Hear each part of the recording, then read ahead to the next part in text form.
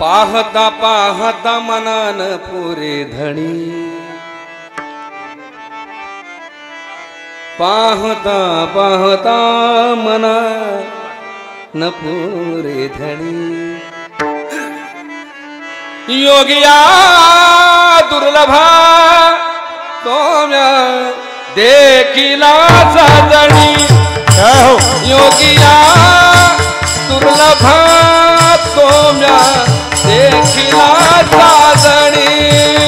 योगिया दुर्लभा तोम्या देखिला साजणी, योगिया दुर्लभा तोम्या देखिला साजणी।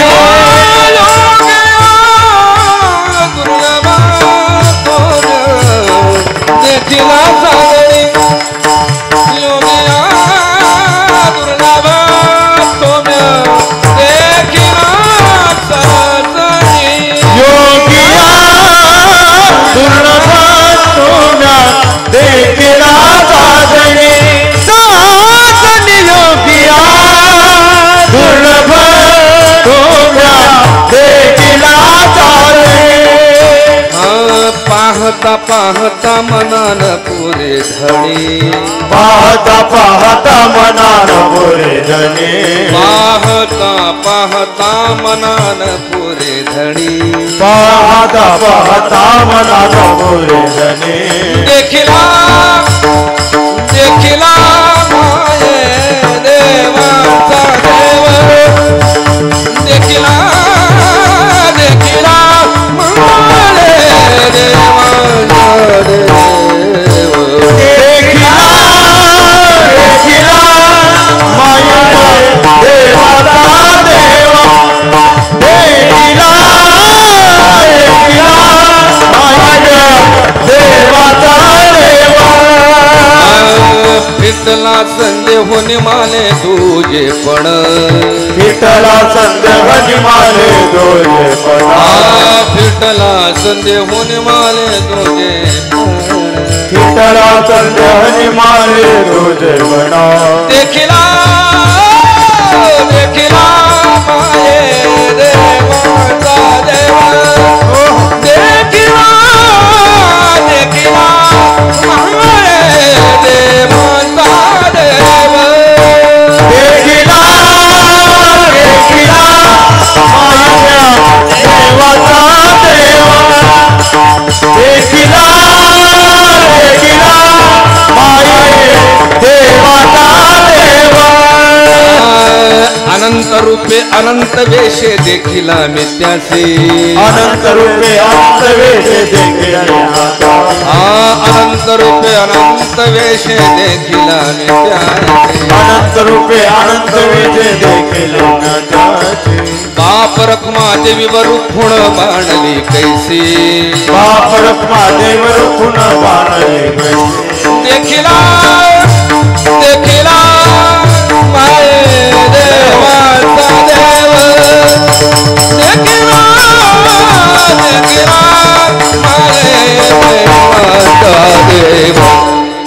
देखिला देखिला माये देवाचा देव, देखिला देखिला माये देवाचा देव। फिटला संदेहून माले तुझे पण, फिटला संदेहून माले तुझे पण, फिटला संदेहून माले तुझे पण, फिटला संदेहून माले तुझे पण। देखिला देखिला माये देवाचा देव, देखिला देखिला देवाचा देव। देखिला देखिला माये देवाचा देव, देखिला देखिला माये देवाचा देव, देवाचा देव। हरि जय जय हरि जय हरि जय हरि जय हरि जय जय हरि जय जय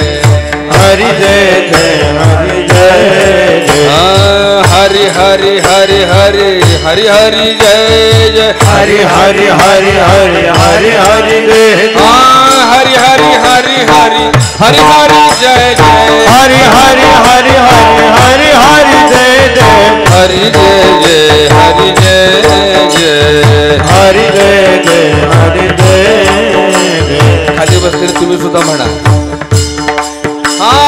हरि हरि हरि हरि हरि हरि जय जय हरि हरि हरि हरि हरि हरि जय जय हरि हरि हरि हरि हरि हरि जय जय हरि हरि हरि हरि हरि जय हरि जय जय हरि जय जय जय जय हरि जय जय हरि जय जय हरि जय जय वाह वाह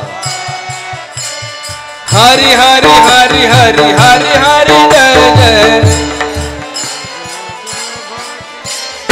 हरि हरि हरि हरि हरि हरि जय जय क्या बात है हरि जय जय हरि जय जय आता सर्वांनी हात वरती करायला म्हणा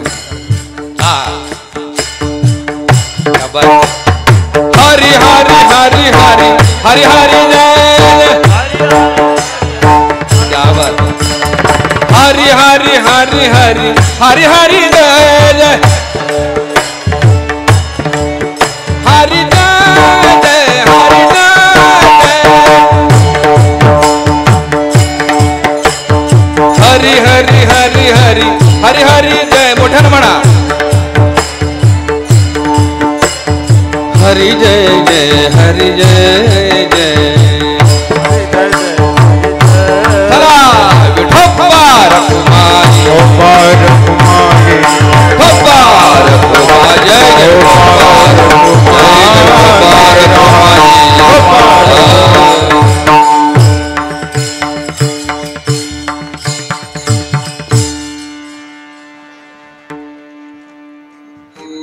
नमस्कार मंडळी, महाराष्ट्राचे लाडके ओनली वारकरी YouTube चॅनलला नवीन नवीन व्हिडिओ पाहण्यासाठी लगेचच आपल्या चॅनलला सबस्क्राइब करा.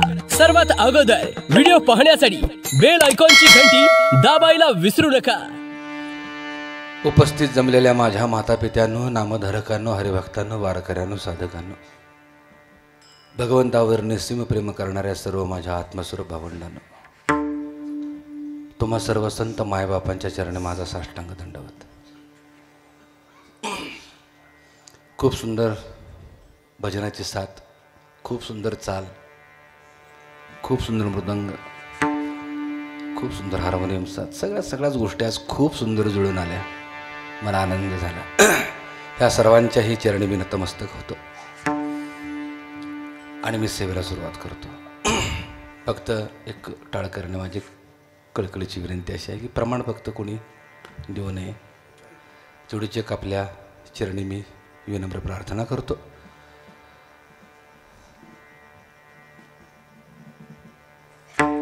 दत्त जयंतीनिमित्त हा कीर्तन महोत्सव सोहळा माझे गुरुस्थानी असणारे श्रीहरी महाराज खूप सुंदर त्यांनी नियोजन केलेलं आहे. गेली 3-4 वर्षे मी सलग येतोय. गेल्या वर्षी जरा खंड पडला, पण पुन्हा श्रीहरी बाबांच्या प्रेमानं खेचून मला आणलं. परमार्थ म्हणजे काय?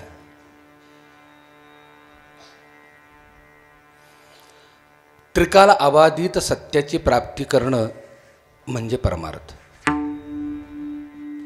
जो पूर्वी होता, आत्ता आहे आणि पुढे राहणार आहे.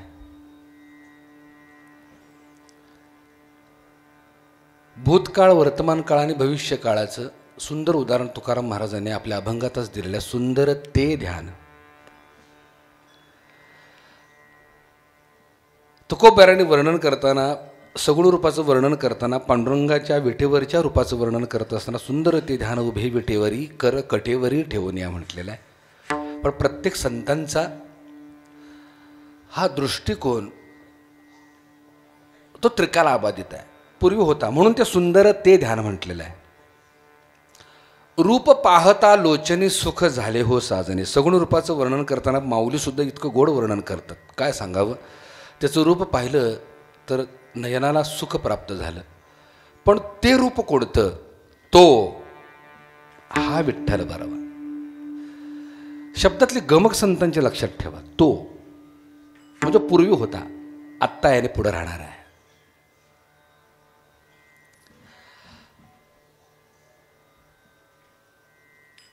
मंदिर म्हटलं, मूर्ती म्हटलं की आम्हाला वाटतं बहुतेक आमचा परमार्थ झाला, दर्शन झालं की परमार्थ झाला. एवढं जर सहज परमार्थ असता तर या विश्वामध्ये एकही दुःखी राहिला नसता. परमार्थ बी इतका सोपा नाही. आज करोडोनं मंदिर आहेत, करोडोनं मूर्ती आहेत, तरी सुद्धा आजच्या अभंगामध्ये ज्ञानोबराय म्हणतात, योगी या दुर्लभ तो म्या देखील साजने. हजार हजार वर्ष तपश्चर्या करणाऱ्यांना तो कळाला नाही. उपास तपास करणाऱ्यांना, व्रतवैकल्य करणारा, योगाविधी करणाऱ्यांना तो कळाला नाही. योगियांच्या ध्यानी ध्याताना तुळसी. त्याच्या प्राप्तीकरता योगी खपले, मेले, तरी सुद्धा तो प्राप्त झाला नाही. मग तो असा सहज प्राप्त होईल का? तुम्ही आम्ही तर प्रापंचिक माणसं आहोत.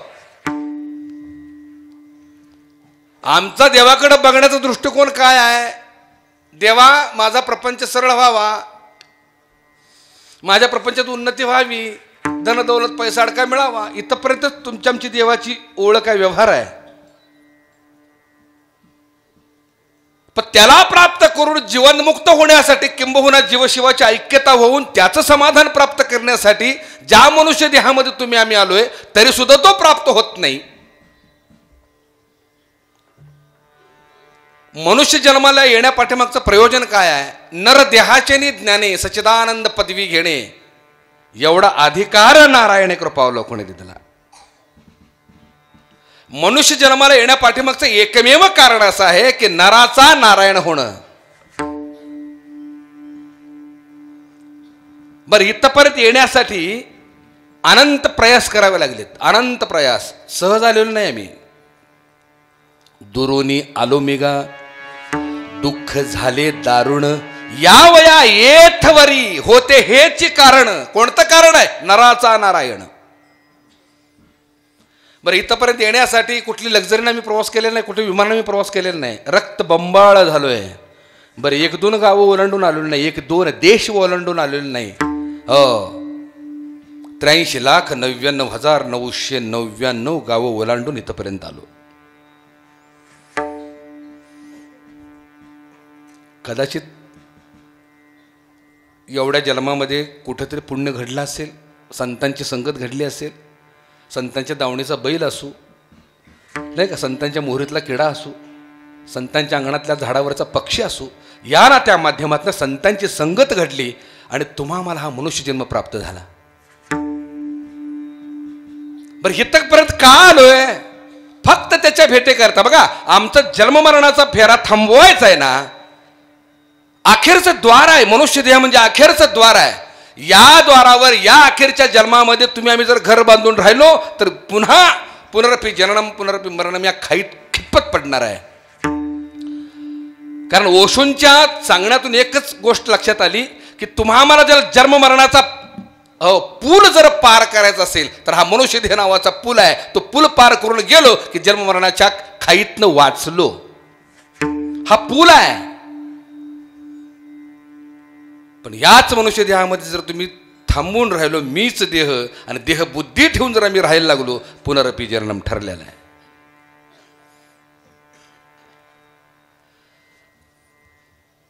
योगिया दुर्लभ. पांडुरंगा, अनेकांनी तपश्चर्या केल्या, एवढंच नाही, असोने संसारी जीवा वेगो करी, कारण वेद शास्त्र उभारी बाया सदा. वेदाने शास्त्राने हात वर करून ग्वाही दिली, बाबा रे तो आम्हाला सापडला नाही, तो सापडेल कुठं? या मनुष्य योनीत. वेद अनंत बोलिला नाही सापडला. वेद जाणू गेला पुढे मौनावला, ते गुह्य तुझला प्राप्त कैचे.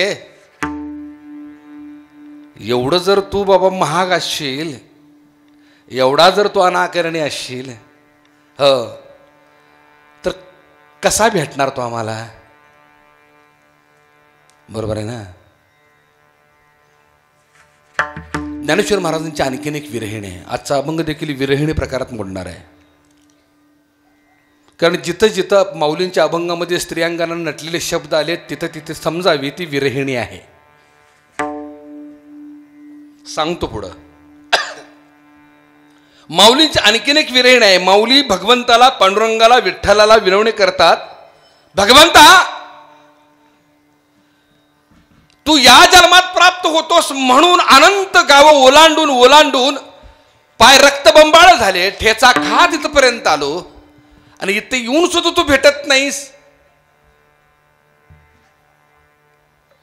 पडिले दूरदेशी, पडिले दूरदेशी, पडले दूरदेशी, पडिले दूरदेशी,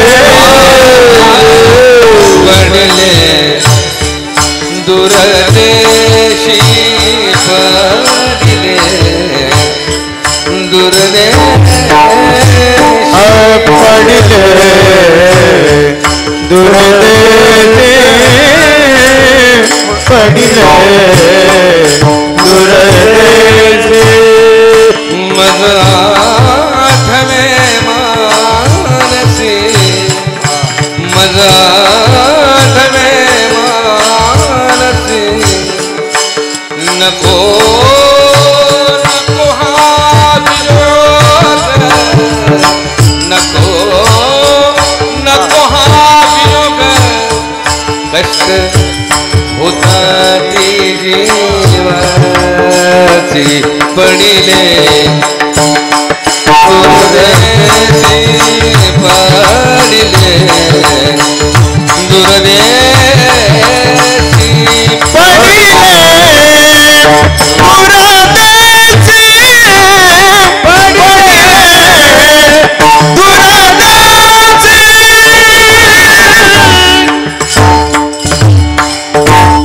पडिले दूरदेशी मज आठवे मानसी, नको नको हा वियोग, कष्ट होता ती जीवाची. दिनो तैसी रजनी झाली गे माये, अवस्था लावून गेला अजून का नये. गरुड वाहना गंभीरा, येई गादा तारा, बाप रखुमा देवी बरा. श्री विठ्ठला ये रे बाबा, आलोय. अनंत गाव ओलांडून इथपर्यंत आले. बहुत दिस फेरा आला या नगरा, का भेटत नाहीस? आणि एक गोष्ट सांगू, ज्ञानोबा माऊलींना परमात्मा भेटला, किंबहुना ज्ञानोबा माऊली परमात्मा रूप झाले, त्याच्या पाठीमागचं कारण सांगतो. आम्ही त्याला संपत्तीनं, ऐश्वर्यानं, सत्तेनं, ज्ञानानं प्राप्त करायला निघालोय. आजच्या कीर्तनामध्ये तुम्हाला वायफळ काय ऐकायला मिळणार नाही बरं. कदाचित तुम्ही जर अपेक्षा ठेवून आला असाल, सासू सुनेच्या गोष्टी असाव्यात, बेवड्याच्या कथा असाव्यात, भावबंदकी असावी, राजकारणावर टीका असावी, अजिबात नाही. आणि मला माहित आहे तुम्ही माझं कीर्तन ज्या अर्थी ऐकायला आलंय त्या अर्थी या सगळ्या गोष्टी तुम्ही ग्राह्य धरलेल्या आहेत. कारण आजच्या कीर्तनात हे ऐकायला मिळणार, तरी सुद्धा तुम्ही आलात, याचा अर्थ असा तुम्ही राजहंस आहात.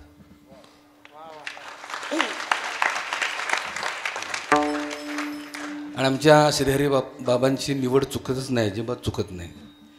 लक्षात, मुळात तेच राजहंस आहेत. क्षीर आणि नीर निवडण्याची ताकद बाबांच्याकडे आहे.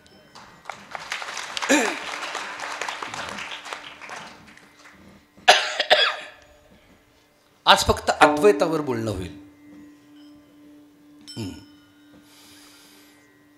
जोपर्यंत माऊलींसारखी अवस्था तुमच्या आमची होत नाही तोपर्यंत तो आम्हाला प्राप्त होत नाही. कारण माऊलींचा परमार्थ हा अद्वैतवादी परमार्थ आहे.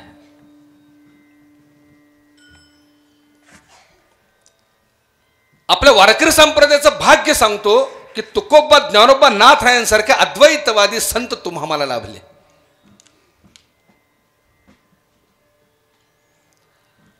परमार्थ इतका सोपा केला करतळी आवळे तैसाहरी.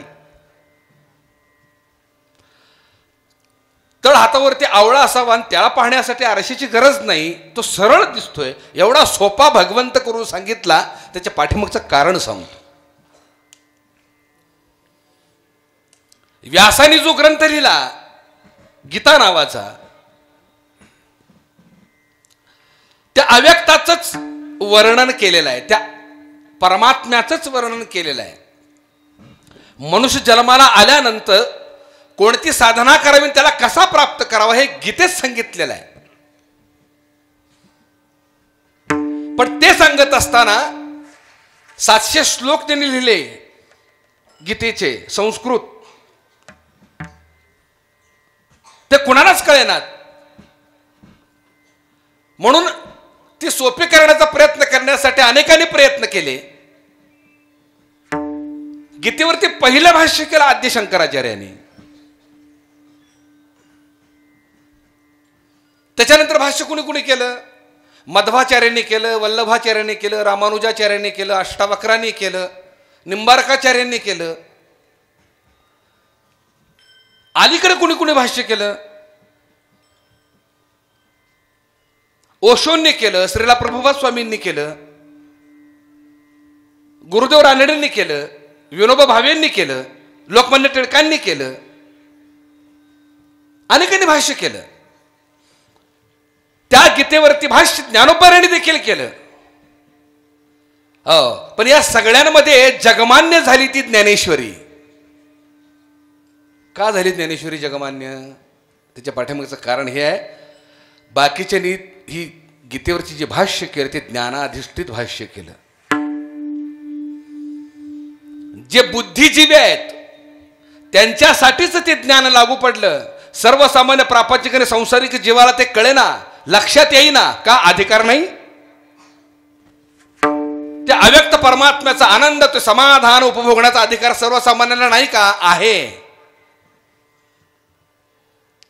ज्या परमात्म्याला, ज्या भगवंताला योग याग विधीमध्ये अडकून ठेवलं, व्रतवैकल्यात अडकून ठेवलं.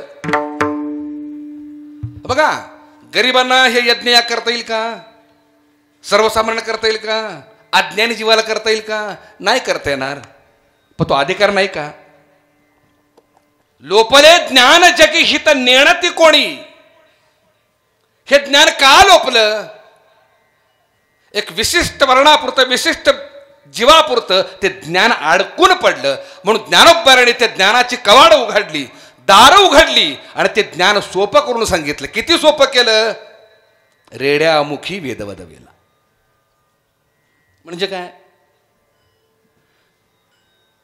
आता ही रेड्यामुखी वेदवदवेला, चालविली जड भिंती, मुळात तर ज्ञानोबारायांना चमत्कार मान्य नाहीत. आणि आम्ही जर त्यांच्यावर चमत्कार लादले तर त्यांना किती त्रास होईल. चमत्कार त्यांना मान्य नाही. बघा, सर्वसामान्य जीवाला कळावं म्हणून दृष्टांत दिलेले आहेत. रेड्यामुखी वेदवेदला म्हणजे काय? या विश्वामध्ये सगळ्यात मतिमंद प्राणी कोण आहे? रेडा आहे. ते रेडा जन्माला आल्यावर दूध प्याला बैलाच्या थनकुटीकडे जाता येते. त्याला कळत नाही आई कोण आहे आणि बाप कोण आहे. एवढं ते अज्ञान आहे. त्या रेड्यासारख्या मतिमंद जीवाला देखील ती ज्ञान कळावं इतकं सोपं ज्ञानेश्वरी ज्ञान करून ठेवलं. त्याचा अर्थ हा आहे. आणि याच्या पाठीमागचं कारण सांगतो. जीव ज्ञानाकडे जास्त वळत नाही का? त्याला पेलत नाही, त्याला झेपत नाही. भक्तीच्या बळानं भगवंतापर्यंत पोहोचण्याचा प्रयत्न करत असतो. कारण भक्तीला ज्ञानाची जोड लागत नाही. समर्पण भावनेनं त्याचं भजन नुसतं जरी केलं, अर्जुना जरी न कळे माझे ज्ञान तरी न सांडावे माझे स्मरण, माझ्या स्मरणे ज्ञान होय तया.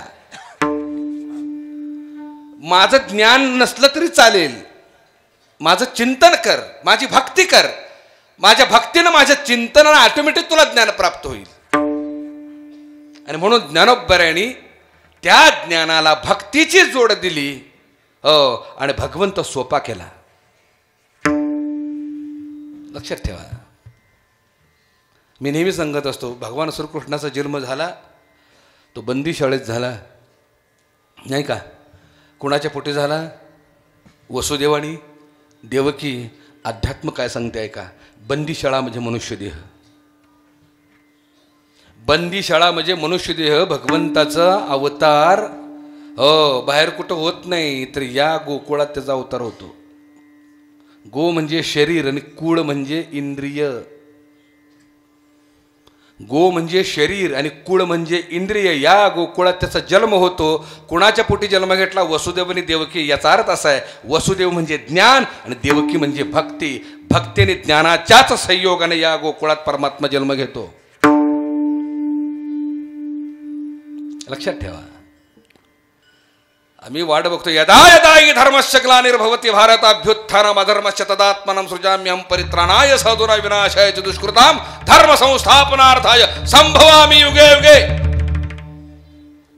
खरं सांगू का, आईची शपथ घेऊन सांगतो, एवढे 2 श्लोक मला पाठ आहेत. तुम्ही म्हणाला महाराज आया आया आया काय झोडताय संस्कृत राव. त्याच्या पाठिंबाचं कारण सांगतो, लादलाय आमच्यावरती. ते 2 श्लोक लादलेत. मी थोडासा परखड आहे आणि मी थोडासा विद्रोही आहे. मला अडकून नाही पाडायचं. ह्या 2 श्लोकामुळे आम्ही त्याची वाट बघतोय, कधी अवतार घेईल आणि कधी आमचं रक्षण करेल. ज्या ज्या वेळेला धर्मावर संकट येईल त्या वेळेला मी अवतार घेईन आणि दुर्जनांचा नाश करेन, अधर्माचा नाश करेन. किती वर्षापूर्वी सांगितले? 5000 वर्षापूर्वी. अजून येतोयच तो. साधू संतांची निंदा होईल, छळ होईल, त्यावेळेला मी त्यांच्या रक्षणासाठी अवतार घेईन. आलाय का? ज्या साधूच्या रक्षणासाठी त्याला यावं लागतं ते साधूच्या साधुत्वाला अर्थ काय हो? माझं बोलणं कळते का? ज्या धर्माच्या रक्षणासाठी यावं लागतं तो धर्म होऊ शकत नाही. धर्म होऊ शकत नाही. भूमिका समजून घ्या. धर्माच्या अनंत व्याख्या केलेल्या आहेत. हिंदू, मुसलमान, शीख, ईसाई यांच्यातली भांडणं म्हणजे धर्म. बर्चे, चाकू, तलवारी, जाळपोळ, लुटालूट, दंगल, मारामारी, बलात्कार म्हणजे धर्म. काय बाबा, ह्याला धर्म म्हणतात? धर्माचं दुसरं नाव आहे प्रेम. मला काय कळत नाही. धर्माची व्याख्या मला मोठ्या मोठ्या पंडितासारखी येत नाही. मी सांगू धर्माची व्याख्या? मला जे आवडतं ते दुसऱ्याला देणं या नाव धर्म. मला प्रेम आवडतं, मला दया आवडते, मला सहानुभूती आवडते, मला संकट काळी वाचवणारा आवडतो, पाठीवर प्रेमानं हात फिरवणारा मला आवडतो नाही का. तहान लागली की तांब्याभर पाणी देणारा, भूक लागली की कोरभर भाकरी देणारा मला आवडतो. म्हणजे मला जे आवडते ते दुसऱ्याला देणं या नाव धर्म. संपला विषय.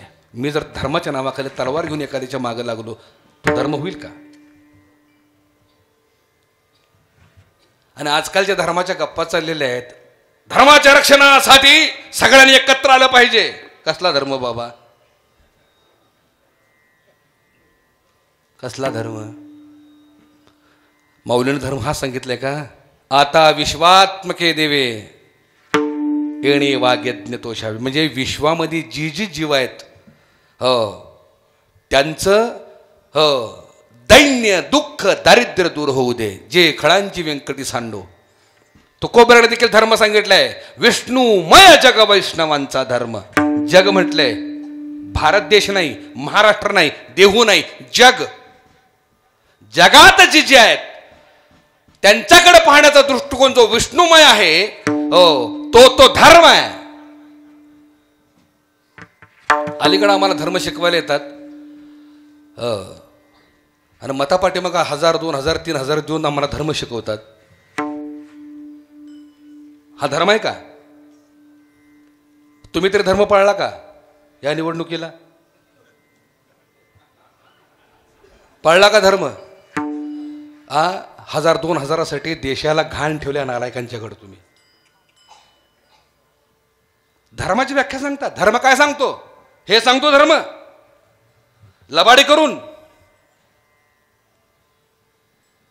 जरा मनाला विचारा, धर्म म्हणजे काय?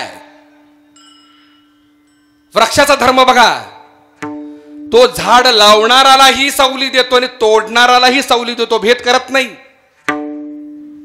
वाहतं पाणी काठ भिजवत जातं. हे मुसलमानाचं शेत आहे का हिंदूंचं शेत आहे ते बघत नाही. पाणी प्यायला मुसलमान आहे का हिंदू आहे का महार आहे का मांग हे विचारत नाही. ज्या अग्नीवर ज्या लाकडावर जाळाला देह नेतो तो देह कुठल्या धर्माचाही विचारत नाही.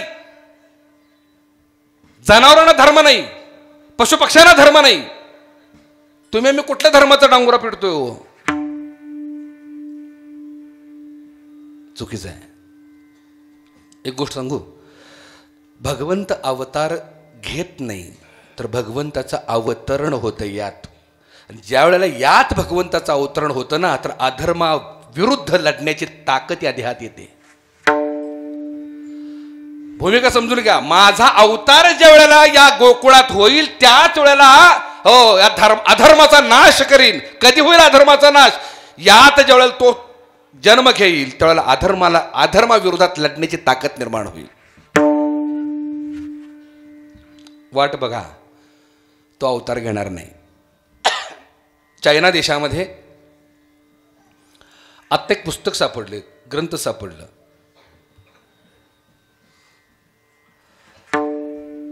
ते ग्रंथ होता 7000 वर्षापूर्वीचा. ते पुस्तक होते 7000 वर्षापूर्वीचं पुस्तक. ते आत्ता सापडलं. त्यात काय लिहिलं होतं माहिती आहे का? भ्रष्टाचार करणं पाप आहे, लबाडी करणं पाप आहे, टेबलाखालनं घेणं पाप आहे, स्त्रीकडे वाईट नजरेनं पाहणं पाप आहे, वेश्यागमन करणं पाप आहे, नाही का, खून बलात्कार करणं पाप आहे. हे कधी लिहिलं होतं? 7000 वर्षापूर्वी. ज्या अर्थी लिहिले त्या अर्थी घडले. घडल्याशिवाय लिहिले का ते? म्हणजे 7000 वर्षापूर्वी ह्या सगळ्या गोष्टी घडत होत्या ना. आत्ता घडतायत का? घडतायत. आणि पुढे घडणार आहेत का? घडणार आहेत. गोष्ट एखादी घडली की मग लिहून येते ना, तसंच त्यावेळेला घडत होतं, आता घडतं पुढे घडणार आहे. माझं बोलणं कळतंय का? अवतार कधी घेणार? पांडवांनी आपली बायको जुगाराला लावली. कुठल्या धर्मात बसते? कृष्ण काळ होता ना, द्वापर युग होतं ना, ते कुठल्या धर्मात बसते हो? आपली बायकोच लावली जुगारात. लावाल का तुम्ही? आम्हाला कळलं नाही धर्म म्हणजे काय, नेमकं कळलंच नाही आम्हाला. हे घडतंय, घडलंय, घडतंय, घडणार आहे. याच्या विरोधात जर सामर्थ्य निर्माण करायचं असेल तर त्या परमात्म्याचा जन्म या देहात झाला पाहिजे, या मनुष्य देहात झाला पाहिजे. आणि तो कधी होईल? ज्यावेळेला देहबुद्धी मावळेल, ज्यावेळेला अहंकार शमेल, त्याच वेळेला त्याचा अवतार यात होणार आहे. तो अवतार घेणार आहे, यात त्याचं अवतरण होणार आहे. लक्षात ठेवा. ज्ञानोबाने तेच सांगितलं. योग याग विधी व्रत वैकल्य उपास तपास ह्याच्यामुळे तो मिळणार नाही. एकच करावं लागेल. काय? समर्पण. स्वतःला अर्पण करावं लागेल त्याला. याचं दुसरं नाव आहे भक्ती, याचं दुसरं नाव आहे श्रद्धा, याचं दुसरं नाव आहे भाव. विठ्ठल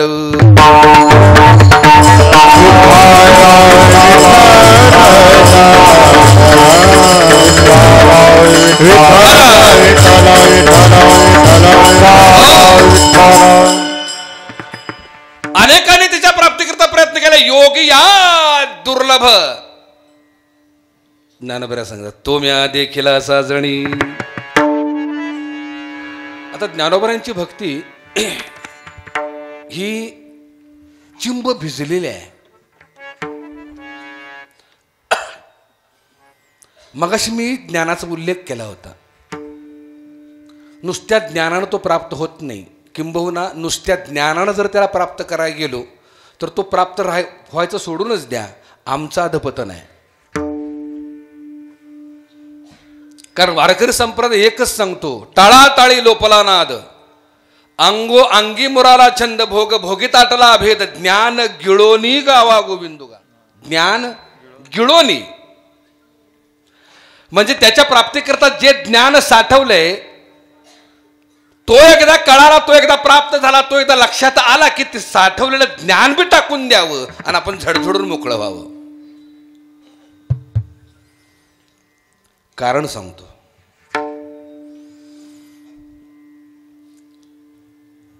ज्ञान मार्गाने वाटचाल करणारी जी मंडळ आहेत की नाही, त्यांचा शेवट हा वृक्ष वाळवंटासारखा आहे. भक्तीचं जर भिजणं नसेल, भक्तीचा जर ओलावा नसेल त्या परमार्थाला, आणि नुसत्या ज्ञान मार्गाने जर वाटचाल करत असेल तर मधीच त्याचा घात होतो. ज्ञान म्हणजे काय हो? ज्ञान म्हणजे काय? साध्य आहे का साधन आहे? उत्तर द्या. ज्ञान काय आहे? साध्य आहे का साधन आहे? साधन आहे. आम्ही त्याला साध्यच करून ठेवले. थोडक्यात सांगू, ज्याच्या प्राप्तीकरता जे ज्ञान मिळवायचं आहे, लक्षात राहा, ते ज्ञान मिळवलं, पण इतकं मिळवलं, ज्याच्या प्राप्तीकरता मिळवलंय तोच हरवून गेला त्या ज्ञानात.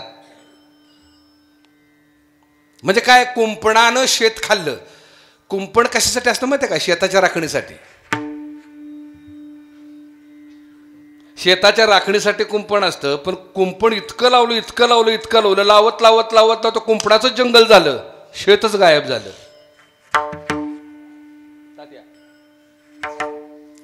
आजकाल आम्ही फक्त ज्ञान ज्ञान ज्ञान मानतोय, पण ज्याच्यासाठी ज्ञान आहे त्याच ज्ञानानं त्याचा घात केला.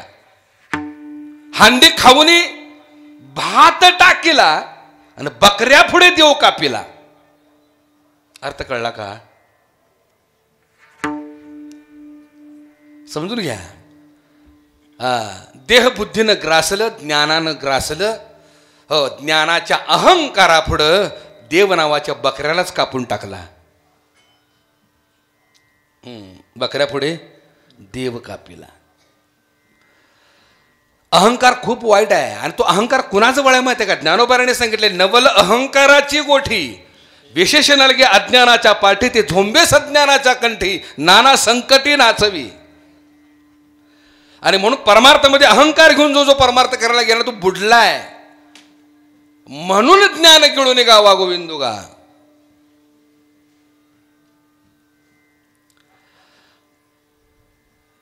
थोडक्यात एक उदाहरण देतो. उंच झाड होतं, खूप उंच, 100-125 फूट उंच झाड होतं. आणि त्या झाडाच्या बुडाला एक वयस्कर व्यक्ती बसली होती. 60-70 वय होतं. बुजुर्ग अनुभवी व्यक्ती तिथं त्या झाडाखाली बसली होती. एक तरुण आला आणि sir sir sir sir sir sir झाडावर चढला. शेंड्यापर्यंत गेला तरी ती व्यक्ती काय, म्हणजे खाली बसलेली जी बुजुर्ग व्यक्ती काही बोलली नाही त्याला. अगदी टोकाला गेला, टोकावर परत खाली यायला लागला तरी ती व्यक्ती काय त्याला बोलली नाही. आणि अगदी उतरून खाली जमीन फक्त 4 फुटावर आली. हो, ती बुजुर्ग व्यक्ती म्हणली, ए बाबा सांभाळून पडशील. जमीन किती फुटावर? 4 फुटावर जमीन. ए बाबा पडशील. त्या तरुणानं उडी मारली. म्हणला, म्हाताऱ्या तुला काय अक्कल आहे का? जमीन मी एवढ्या उंच गेलो तेव्हा काय बोलला नाहीस, एवढं वरनं खाली आलो तेव्हा बी काय बोलला नाहीस, आणि जमीन 4 फुटावर आहे तेव्हा भीती घालतो जो पडशील म्हणशील. त्या व्यक्तीनं उत्तर इतकं सुंदर दिलं त्या बुजुर्ग व्यक्तीला, बाबा रे, भल्या भल्या ज्ञानियांना मी उंच टोकावर जाताना पाहिले, उंच टोकावर जाताना पाहिले भल्या भल्या ज्ञानियांना, पण शेवटी शेवटी त्यांचा पाय घसरलाय म्हणून म्हणतोय सावधान.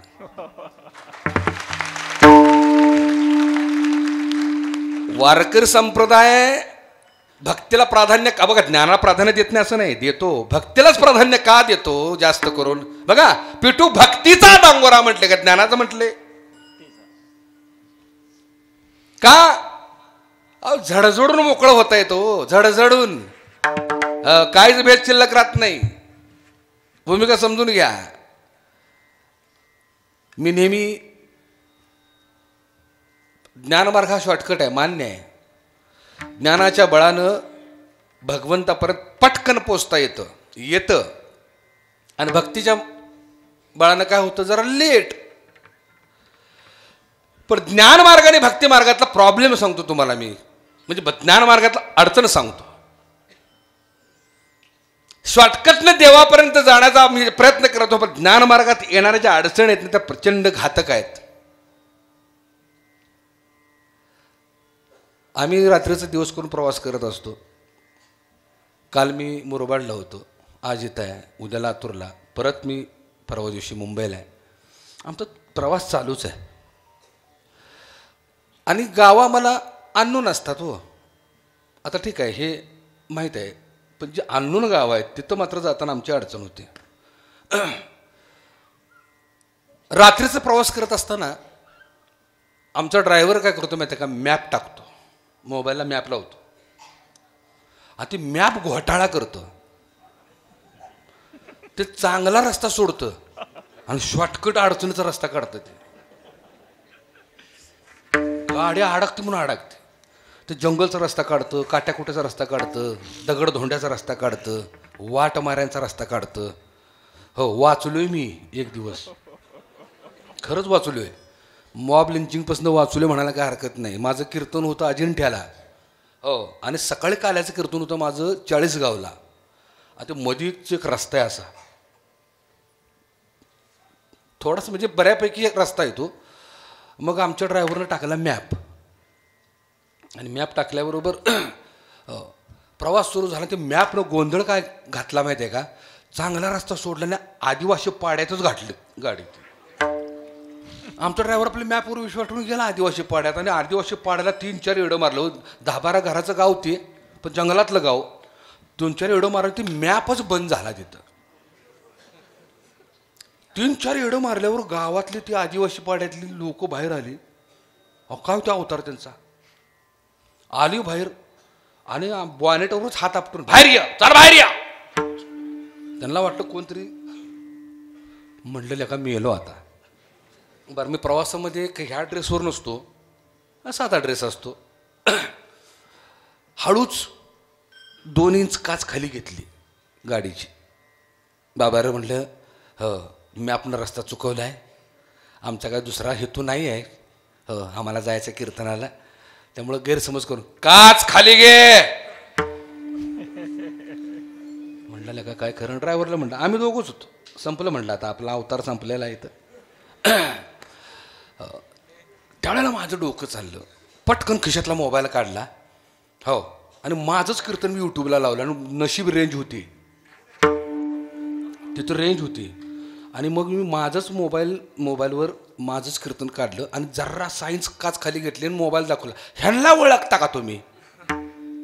त्यातलं एक जण म्हणलं, हो ओळखतो म्हणले बाळकृष्ण महाराज. तेव्हा जेव्हा जीवाला पूर्ण काच खाली घेतली, अरे म्हणलं मीच आहे त्यो.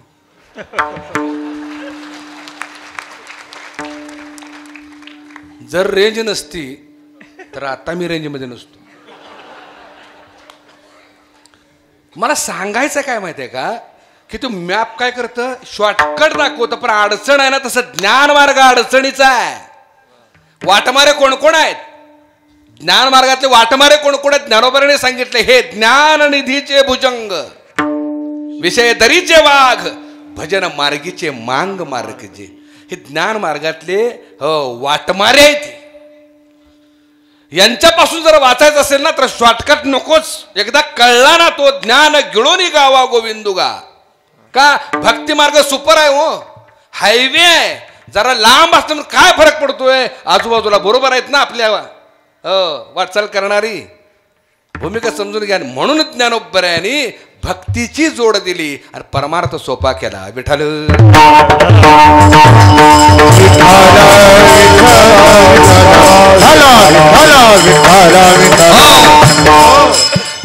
भूमिका समजून घ्या. आणि म्हणून ज्ञानोबरांचं अंतःकरण भक्तीनं चिंब भिजलेला आहे. आणि भक्तीनं चिंब भिजल्यामुळं त्यांच्या अभंगामध्ये, त्यांच्या विरहिणीमध्ये स्त्रियांगानं नटलेले शब्द जास्त आहेत. आत्ताचा अभंग घ्या. योगिया दुर्लभ तोम्या देखिला, मोठ्यानं बोला, देखिला साजणी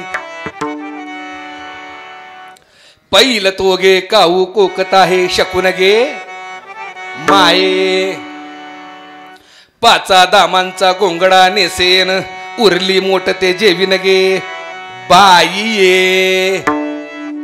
किती उदाहरणं देऊ. पंढरपुरीचा निळा, पंढरपुरीचा निळा, पंढरपुरीचा पंढरपुरीचा निळा, लावण्याचा पुतळा,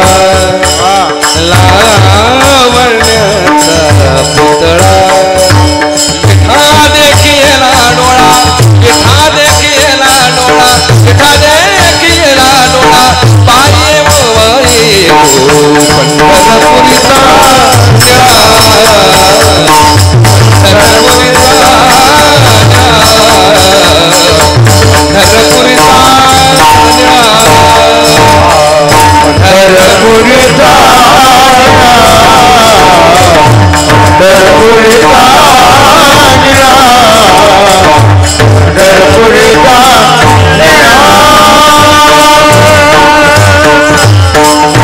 पंढरपुरीचा निळा, लावण्याचा पुतळा, विठा देखिला डोळा, बाई येवो, बाई येवो. अर्थ कळला का? ज्ञानोबरांचा अंतःकरणी भक्तीनं चिंब भिजल्यामुळं भगवंत त्यांचा झाला. ज्ञानोबरांची जी अवस्था ना ती अवस्था राधेची अवस्था आहे. राधा म्हणजे स्त्री नाही, राधा म्हणजे एखादी मुलगी नाही, राधा म्हणजे व्यक्ती नाही, राधा म्हणजे एक अवस्था आहे. मग कृष्ण कोण आहे? कृष्ण देखील एक अवस्था आहे. आम्हाला कृष्णाला बासरीत दीड पायावर उभा असलेला कृष्ण मी म्हणतो, ते प्रतीक आहे, अवस्थेचं प्रतीक आहे ते. कृष्ण कोण आहे? राधा कोण आहे? ऐका, राधा ही एक अशी अवस्था आहे त्या जीवाची जो जीव परमात्म्याच्या भेटीसाठी जीवाचं रान करतो, आतुर होतो, हो, वेदना सहन करतो, दुःख सहन करतो, हो, त्याच्या भेटीसाठी प्रयत्न करतो. त्या प्रयत्न करण्याच्या अवस्थेला राधा म्हणतात. मग कृष्ण कोणाला म्हणायचं? ज्या वेळेला तो जीव सगळे प्रयत्न करून कृष्णाला, परमात्म्याला भेटतो, हो, तो आत्मा आणि परमात्मा यांचं मिलन होतं. आणि मिलन झाल्यानंतरची जी अवस्था आहे, देव भेटल्यानंतरची जी अवस्था आहे, ती अवस्था म्हणजे कृष्णावस्था आहे. म्हणजे एकाच जीवाला दोन भूमिका करता येतात. दोन भूमिकेत तो जीवात्मा जात असतो. पहिलं पाऊल आहे त्याचं राधेचं आणि दुसरं पाऊल आहे हो कृष्णाचं. तोच जीव कृष्ण होतो, तोच जीव राधा होतो. भूमिका समजून घ्या. आत्मस्वरूप प्रियशी परमात्म स्वरूप प्रिय करायला भेटण्यासाठी जात असते, हो, त्या प्रयत्नाला ध्यान म्हणतात. आणि आत्मस्वरूप प्रियशीने परमात्म स्वरूप प्रिय करायचं मिलन होतं, त्याला समाधी म्हणतात. बोलणं कळते का? कीर्तन डोक्यावरून जाते का?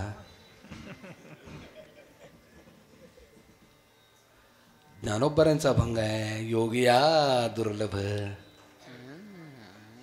योग्याने काय केलं माहिती आहे का? ज्ञानाच्या साधनेच्या बळाने त्याला प्राप्त करायचा प्रयत्न केला. पण ज्ञानोबराय म्हणतात, तो मी देखिला असा जणी. तो कसा पाहिला? त्याला बाकी काही दिलंच नाही, काहीच दिलं नाही, मी फक्त त्याला अर्पण झाले. खऱ्या भक्तीचं वर्म सांगतो तुम्हाला, खऱ्या भक्तीचं वर्म, खऱ्या भक्ताचे वर्म सांगतो. भक्त कधी देवाला मागत नाही. देवाला भक्त कधी मागत नाही. भूमिका समजून घ्या. कारण भक्ताची अवस्था अशी आहे, भगवंता जे दिलेस ते माझ्या योग्यतेपेक्षा जास्त दिलेस, आता मला काही नको. ही अवस्था भक्ताची आहे. हो. आणि अभक्ताची अवस्था काय आहे? देवा दिलेस पण जरा कमीच दिलेस, अजून जरा दे. ही अभक्ताची अवस्था आहे. आणि जरा परकड बोलू, स्पष्ट बोलू, जो रांगेत उभं राहतो ना आणि देवाकडे जातो मागायला, त्यावेळेला तो देवाचा अपमान करत असतो. काय अपमान करतो तो? देवाच्या समोर उभा आहे आणि मागताना धन मागतोय. महत्व कोणाला दिलं त्यानं? धनाला दिलं का देवाला दिलं? मोठ्यानं बोला. धनाला महत्व दिलं. साक्षात परब्रह्म सगुण रूपाने उभा आहे. ज्ञानोबराने धन मागितलं नाही, ज्ञानोबराने ऐश्वर्य मागितलं नाही, ज्ञानोबराने काय मागितलं? तू माझा हो. देवाला मागितलं. तुम्ही आम्ही धन मागतो म्हणजे धनाचं महत्व वाढवलं आणि देवाची किंमत आम्ही कमी केली. मग आम्ही भक्तात मोडतो का? काय मंडळी म्हणतात, एखाद्याकडे बघितलं लय धार्मिक, लय धार्मिक, देऊळ दिसलं की हात जोडते, दंडवत घालते, पाया पडते, रांगत उभं राहते, देव देव देव देव करते, देव देव देव देव. ते धार्मिक नाही, ते लबाड आहे. खरं सांगतो मी तुम्हाला, ते लय लबाड आहे. कारण भक्त जिथं जातो ना तिथं देवळं तयार होतात.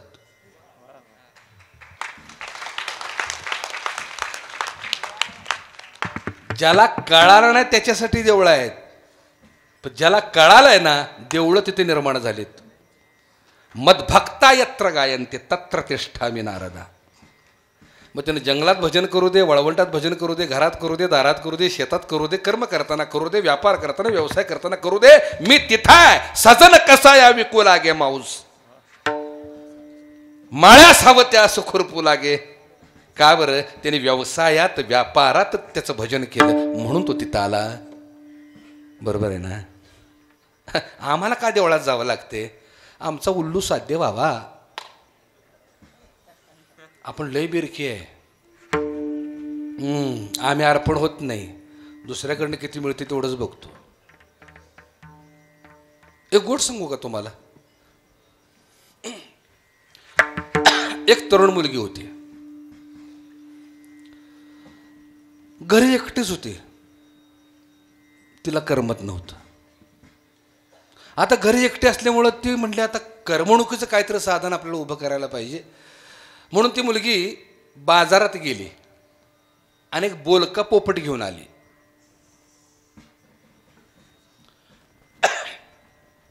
तो पोपट पिंजऱ्यात ठेवला. पिंजरा अडकवून आपल्या कामाला लागली. 5-6 दिवसानंतर असं तिच्या लक्षात आलं, ते पोपट निघाले शिवर. शिवर म्हणजे कळलं का? नाही. आत्तापर्यंत कीर्तन तरी कळलं का? शिवर म्हणजे शिव्या देणार. आत्ता कळलं होय? अहो मान्य आहे, मी आलो जवळजवळ 300-350 किलोमीटर तुमच्यापासून दूर, लांब आलो इथपर्यंत. 20-25 किलोमीटरला भाषा बदलते, प्रांत बदलतात, रूढी बदलतात, परंपरा बदलतात. हो, आमच्या तिकडं परंपरा कुठल्या माहिती आहे का? आमच्या तिकडं माणसं जीव गेल्यावर जाळतात. तिकडं कसं आहे?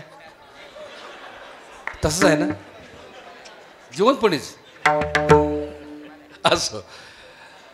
तीच जर परंपरा असली मग माझी भाषा तुम्हाला कळायला पाहिजे. ती शिवर निघालं पोपट, मोठं डोळं करायचं शिवी द्यायचं, कारण नसताना त्याला कारणच कळालं नाही, हे का शिवी देते? आता बाई म्हणले अवघड झालं, ही अवघडी पोपट घरी घेऊन आले मी, ह्याला दुरुस्त करायला पाहिजे. म्हणून त्या पोपटाला घेतला आणि ती एका महाराजाकडे गेली. महाराजाला बी काय कामधंदा नव्हता, ते बी गिरायकाचं वाट बघत होतं. ते पोपट घेऊन गेली म्हणले महाराज हे पोपट शिव्या देते त्याचे थोडं अवगुण दुरुस्त करा. खरं सांगू का त्या पोपटावर औषध त्या महाराजाकडे नव्हतंच, पण महाराज पक्क होतं, त्याला गिरायक सोडायचं नव्हतं. आजकाल तीच परिस्थिती आहे. काम क्रोधावर औषध नाही, वासनेवर औषध नाही. हो जीव दुःखी आहे नाही का, ह्या विकाराला पछाडलेला आहे, पिचलेला आहे तो, लोभानं मोहानं त्याला बरबटलेला आहे. ज्याच्याकडे हे सोडवायला जावं त्यालाच ह्या सगळ्यांनी बरं गुंतून ठेवलंय. बरोबर आहे की नाही? अशा अवस्था आहे. पण त्या महाराजाकडे एक टेक्निक होतं, लय गोड बोलायचं. ते महाराज गेले पिंजऱ्याकडं पोपटाच्या आणि पोपटाला म्हणायला लागला पोपटा काय छान दिसतोस रे, वा वा वा वा, काय ते देखणे पण, काय ते हिरवा रंग, काय ते लाल चोच, काय ते बोलणं, वा वा वा. पोपटा शिवी देणं बरं नाही, कळलं का? शिवी देणं बरं नाही. आम्ही बोलतो पोपटासारखं, दारू पिणं बरं नाही. तुम्ही का दारू पिऊन आलाय बी आता? काय संबंध आहे का त्या कीर्तनामध्ये दारूच्या पिऊ नका आणि हे करू नका? ते काय गाता संपली, ज्ञानेश्वरी संपली, भागवत संपला, नको त्या गोष्टीचा सांगत बसच काय गरज आहे? हे असता आपण सांगतच नाही दारू सोडा बिडा, आपण बोलतच नाही ना. आलाच प्रसंग तर डबल पी म्हणून सांगतो त्याला. तू डबल पिन लवकर पृथ्वीवरचा भार हलका कर. चुकून आमच्या सांगण्याने त्यानं दारू सोडलीस, तो काय करणार आहे? ज्ञानेश्वरी लिहिणार आहे का गाथा लिहिणार आहे? पेटवा पेटवीन, आग लावा लावीन, राजकारणापलीकडे तो काय करणार आहे? त्यापेक्षा मेल्याला बरा. तू आपण सांगतच नाही दारू सोडा आणि हे करा आणि ते वाईट आणि संसार हे होतो. तुझं पैसं तू पी मर खप, तिकडे काय करायचं मला? बरोबर आहे समज. हा पोपटा शिवी देणं बरं नाही. 4-5 मिनटं सांगितलं, उपदेश केला पोपटाला. त्या पोपटाने बी ऐकून घेतलं आणि ज्या महाराजाला ठेवणीतल्या शिव्या द्यायला सुरुवात केल्या, तात्या ठेवणीतल्या शिव्या माहीत आहेत ना? तुम्ही बीडकर आहे, माहीत आहे तुम्हाला. ठेवणीतल्या शिव्या सुरू केल्या. महाराज 4 पावलं मागल्या का म्हटलं आपल्यापेक्षा आगाव दिसतंय. महाराजांनी सांगितलं बाई ग, या पोपटावर काय माझ्याकडे औषध नाही. ती म्हटली आता महाराज काय करायचं? महाराज म्हटले माझ्याकडे एक पर्याय आहे. ती म्हटली काय आहे? माझ्याकडे एक मादी पोपट आहे, तो पोपट घेऊन जा. तो तुझा नर पोपट झाला सरळा तर झाला. योगायोगानं त्या मादी पोपटाला महाराजामुळं हरिपाठ पाठ होता, काकडा पाठ होता, प्रार्थना येत होती. त्या महाराजांनी तो पोपट तिला दिला. तो पोपट घेतला, तिनं नरपोपटाच्या पिंजऱ्यात टाकला. दोन्ही पोपट घरी घेऊन गेली. पिंजरा अडकवला घरी. 5-6 दिवसानंतर इतका सुंदर रिझल्ट आला. हो, ते पोपट शिवाय त्याचं बंद झालं आणि नरपोपटातून मादी पोपटा संवाद सुरू झाला. नरपोपट मादी पोपटाला म्हणते बाई ग, तू भेटलीस लय बरं वाटते बघ, तुझ्यामुळं माझ्या शिव्या बंद झाल्या, लय बरं वाटतंय. हो, पण परत नरपोपट म्हणला खरं सांगू का, एका गोष्टीचं दुःख होते ग. मादी म्हणाले का रे? काय नाही ग, तुझ्यामुळं माझ्या शिव्या बंद झाल्या, पण माझ्यामुळं तुझा काकडा हरिपाठ बंद झाला, त्याचं दुःख होते ग. ती म्हणली अरे ज्याच्यासाठी काकडा हरिपाठ करत होते तो आता मिळालाय, कशाला करू?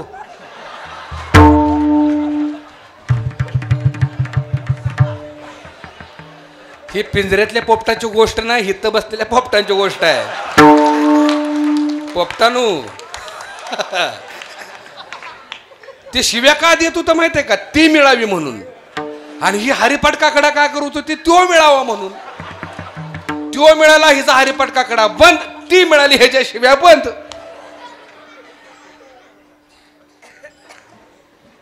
आपला उल्लू साध्य होण्यापुरता रांगेत उभा राहून परमार्थ नाही करता येत, समर्पण भाव लागतो. ज्यांनी ज्यांनी त्याग केलाय ना त्यांच्याच घरी देवालाय. धरिला पंढरीचा दोर, धरिला पंढरीचा दोर, धरिला पंढरीचा दोर, धरिला पंढरीचा दोर, गळा बांधोनिया दोर, गळा बांधोनिया दोर, गळा बांधोनिया दोर, धरिला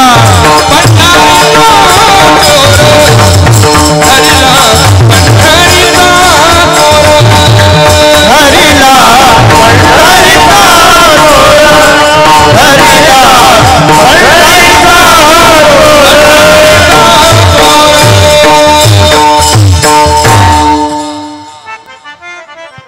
जनाबाईनं पांडुरंगाला धरला, त्याच्या गळ्याला दोरी बांधली आणि आगाव ढोर असतं का नाही, गळ्याला दोरी बांधून फरफटत घरी जसं शेतकरी आणतो त्या ढोराला, तसं जनाबाईनं पांडुरंगाच्या गळ्याला दोरी बांधली, फरफटत घरी आणला.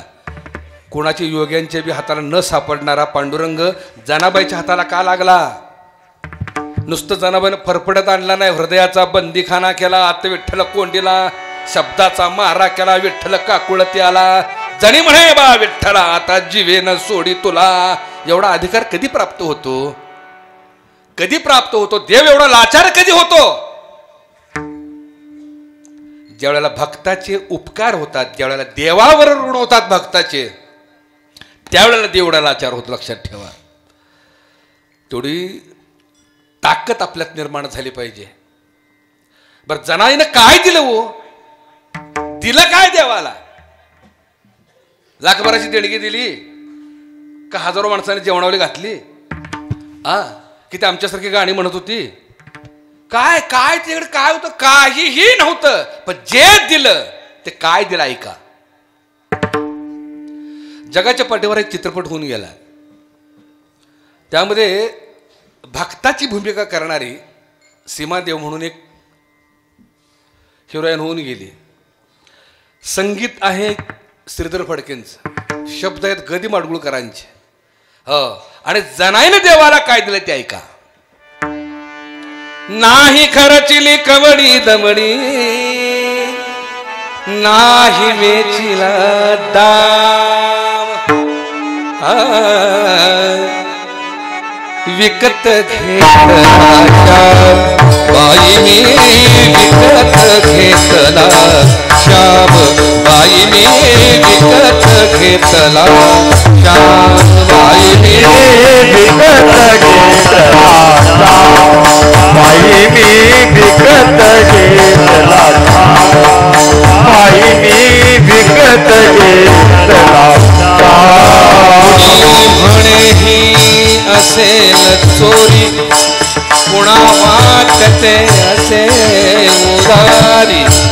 कुणी म्हणे ही असेल चोरी, कुणा वाटते असे उदारी. जन्मभरीच्या श्वासा इतके मोजिले हरे राम, मोजिले हरे राम.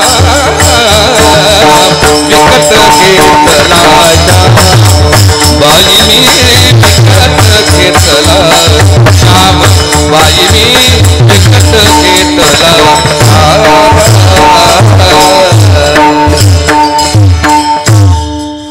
कुणी म्हणे ही असेल चोरी, जनाईनं देवाला काय दिलं ते ऐका. कुणा वाटते असे उदारी. पण गदी म्हणा इतकं सुंदर सांगतात, जन्मभरीच्या श्वासा इतुके मोजियले हरिनाम. म्हणजे काय केलं? जन्मभराचा श्वासच त्याला अर्पण केला. श्वास म्हणजे काय? श्वास म्हणजे ब्रह्मांडाचा मूलाधार आहे. श्वास म्हणजे सृष्टीचा मूलाधार आहे. श्वास म्हणजे या देहाचा मूलाधार आहे, जीवनाचा मूलाधार श्वास आहे. श्वासाची किंमत जर समजून घ्यायची असेल तर 2 मिनिटासाठी नाक आणि तोंड दाबून धरा. 2-3 2.5-3 वर्षापूर्वी श्वासाची किंमत कळाली असेल. भले भले रांगेत उभी होती ना माझ्यासहित. श्वासाची किंमत लक्षात ठेवा. त्याला ऑक्सिजन म्हणतात, त्याला प्राणवायू म्हणतात. तो प्राणवायू आयुष्यभराचा प्राणवायूच भगवंताला अर्पण केला, म्हणजे आपलं सर्वस्वच अर्पण केलं. हो, एवढे उपकार करून ठेवले म्हणून देव फरफटत घरी आला. संतांच्या घरी देव धुणी भांडी का करत होता? त्याच्या पाठिंबाचं कारण हे सर्वस्व अर्पण केलं, त्याला समर्पणाचा भाव म्हणतात. आणि जोपर्यंत हा भाव त्याच्या प्रती निर्माण होत नाही तोपर्यंत तो प्राप्तच होत. भूमिका समजून घ्या. योगिया दुर्लभ तोम्या देखिला साजणी, पाहता पाहता मनान पुरे धणी. देखिला देखिला माये देवांचा देव, पिटला संदेहुनी माले तुझे पण. आणि अत्यंत महत्वाची गोष्ट सांगतो, थोडंसं अध्यात्म आहे.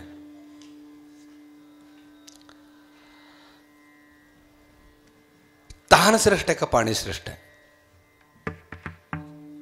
बोला, उत्तर द्या. कोण बोलव? तहान. बरोबर आहे, शाबाश, परफेक्ट. तहान जर नसेल आणि सरोवराच्या बाजूने जरी फिरत असला ना, तो सरोवर जरी शेजारी असलं तर तिकडे लक्ष जाणार नाही. का? पाण्याला किंमत कधी आहे? तहान लागल्यावर. भूमिका समजून घ्या. तहान लागली तर तो जीव वाळवंटात देखील पाणी शोधेल, पण तहान पाहिजे. मला एक सांगा, संत महात्म्याने सांगताना सांगितले, देव जळी स्थळी भरला रिता ठाव नाही उरला. सगळीकडं चराचरात कणा कणात तो भरून उरले, मग त्याच्या भेटीसाठी एवढे प्रयत्न का? 4 वेद 6 शास्त्र 18 पुराण, दासबोध ज्ञानेश्वरी गाथा भागवत, अनेक ग्रंथ निर्माण झाले, अनेक ग्रंथ, कोट्यावधी ग्रंथ निर्माण झाले. तो जर जळीस्थळी काष्टेपाशीने कणाकणा जर भरून उरला, तो का सापडत नाही? का? ते दृष्टी नाही आणि त्या जीवाला तहान लागलेली नाही. जोपर्यंत भक्तीची तहान लागत नाही तोपर्यंत तो प्राप्त होणार नाही. भक्तीची तहान लागली पाहिजे. आता तहान लागली ना, कुठूनही शोधून काढेल पाणी तो. याला म्हणतात मुमुक्ष अवस्था. कोणती अवस्था म्हणतात त्याला? मुमुक्ष अवस्था. समाजामध्ये 3 प्रकार आहेत. एक बद्ध, एक जिज्ञासू आणि एक मुमुक्षु.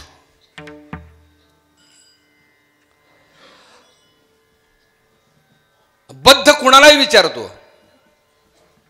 प्रश्न विचारायचा ना, कोणालाही विचारतो. जिज्ञासू शास्त्र शोधतो आणि मुमुक्षु सद्गुरूला शरण जातो. ऐका, लिहून ठेवा, अत्यंत महत्वाचं आहे. बद्ध आहेत ना, समाजात भरपूर आहेत. प्रश्न विचारायचे म्हणून विचारायचे, पण उत्तराची अपेक्षा बी ठेवायची नाही, असे बद्ध आहेत. बरेच जण विचारतात, का म्हणले झाडाचा रंग हिरवा का? आता काय सांगायचं त्याला? बरं, उत्तर दिलं नाही दिलं नाही दिलं, अपेक्षा ठेवत नाहीत. असे भरपूर भेटतात, उगीच तेडायचं म्हणून तेडतात. मला एक जण भेटला,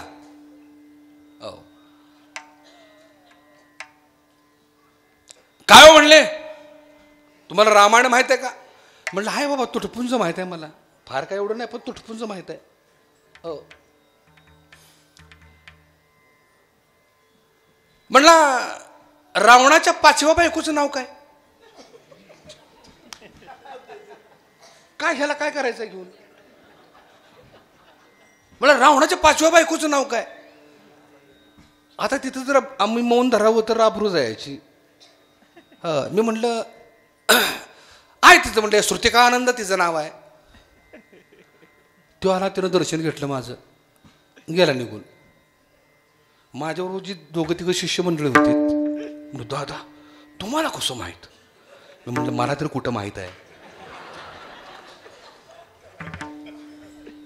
आणि त्याला माहित आहे वे. विचारायचं म्हणून विचारलंय त्यानं, हे आपण ओळखून घ्यावं. हो, अशी बद्ध आहेत. मिळालं उत्तर मिळालं, नाही मिळालं नाही मिळालं गेला. दुसरा आहे तो प्रकार जिज्ञासूचा. जिज्ञासू म्हणजे बुद्धीचं समाधान, ज्ञानाची साठवण. त्याच्या पलीकडे त्याला घेणं देणं नाही. ज्ञान कशासाठी हे बी माहीत नाही त्याला, फक्त ज्ञानाची साठवणूक. 4 वेद 6 सहस्त्र 18 पुराण हे ज्ञान सगळं पाठ, पण कुणासाठी आहे हेच माहीत नाही त्याला. बुद्धीची समाधान करणं, ज्ञान साठवून ठेवण्यापुरतं जिज्ञासू प्रश्न विचारत असतो. त्याच्याबरोबर काय घेणं देणं नसतं.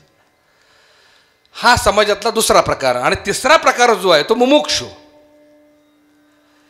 ज्याच्यासाठी सगळा औडंबर उभं केलंय त्याचा काय उपयोगच नाही, ज्याच्यासाठी केले तो कसा प्राप्त होईल, हो तो मुमुक्षू प्रयत्न करत असतो. ज्ञानाशी घेणं देणं नाही त्याचं. एक जण वाळवंटात चुकला. विस्तीर्ण वाळवंट होतं श्रीहरी बाबा, विस्तीर्ण वाळवंट होतं. कोसो दूर घर नव्हतं आणि ह्याला मरणाची तहान लागली होती. ऊन मी म्हणत होतं, पाय भाजत होते, घाम्या घूम शरीर झालं होतं. त्याला जर पाणी मिळालं नाही तर त्याच्यावर तू मरणार, अशी अवस्था त्याची झाली. पाण्याच्या शोधासाठी तो वाळवंटात पळायला लागला. वण वण वण वण हिंडायला लागला. खूप दूरवरती त्याला एक झोपडी दिसली आणि तिथे ते कसा बसा तिथं पण झोपडीपर्यंत पोहोचला. अक्षरशः शरीर गलित गात्र झालं होतं, तहान लागली होती. त्याला जर पाणी मिळालं तर प्राण जाणार अशी त्याची अवस्था झाली होती. कसा बसा पोहोचला, जाऊन झोपडीच्या दारात पडला, त्राण संपला. रांगत रांगत झोपडीत प्रवेश केला. हो, इकडं तिकडं पाहिलं तर पाण्यानं भरलेला माठ शेजारी दिसला. आता झोपडीचा मालक आत बसला होता. हो, हा उठून बसायला म्हणले, बाबा तुझ्या पाया पडतो, मला 2 घोट पाणी दे. मला जर पाणी मिळालं नाही तर माझा प्राण जाईल, तुझ्या पाया पडतो, दे रे बाबा पाणी मला. तो मालक म्हटला, अरे जरा बस, कशाला गडबड करतोस, बस जरा, पाणी कसं तयार होतं ते ऐक जरा. H2O ह्या दोन्हींचं मिश्रण झालं की पाणी तयार होतं. H म्हणजे हायड्रोजन, O म्हणजे ऑक्सिजन. Oxygen 60%, hydrogen 40%. असं दोन्ही ते वायू एकत्र एका चंचुपात्रात ठेवले. 3 तास त्यांना मिश्रण केलं की मग त्याचं पाण्यात. तो म्हणला, तुझं ज्ञान पेटव, पाणी दे. त्या वेळेला त्याला ज्ञान पाहिजे पाण्याबद्दलचं का पाणी पाहिजे? हो, भक्ताची अशी अवस्था झाली पाहिजे, अशी भक्ताची अवस्था झाली पाहिजे. तुझं ज्ञान नको, तू दे रे बाबा, का तुझ्याशिवाय माझा प्राण निघालाय, तू पाहिजेस. नको ज्ञान, नको ब्रह्मज्ञान, आत्मस्थिती भाव. देवा फक्त तू माझावर रे, बाकी काही नको. अर्थ कळला का? भूमिका समजून घ्या. आणि हा जो मुमुक्ष आहे ना तो विवेकी आहे. कोण आहे तो? विवेकी आहे. त्याला बाकीच्या गोष्टीची गरजच नाही. महाभारताचं युद्ध ठरलं. कृष्णाला श्रेष्ठाई कौरवनं देतेची काही संग्रामाची लवलाही सामग्री केली.